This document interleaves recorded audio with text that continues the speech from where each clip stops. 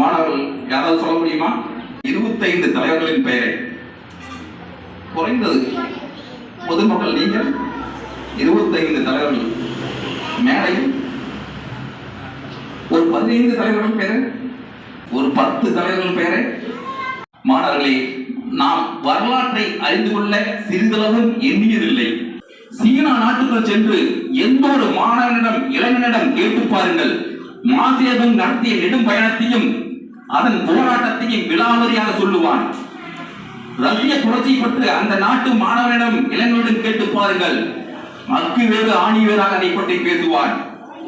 Cuba நாட்டுக்குள் சென்று ஆரம்ப பள்ளியில் படிக்கும் 1ஆம் வகுப்பு மாணவன் முதல் மரணத்தை தழுவ போகும் கிழவன் வரை கேட்டு பாருங்கள். அமெரிக்க ஏகாதிபத்தியத்தை நடுநடுக்க வைத்து கியூபா நாட்டுக்கு சுதந்திரத்தை வாங்கி கொடுத்த புரட்சியாளர்கள் சேகுவரா, பிடல் காஸ்ட்ரோ பற்றி சொல்லுவார்.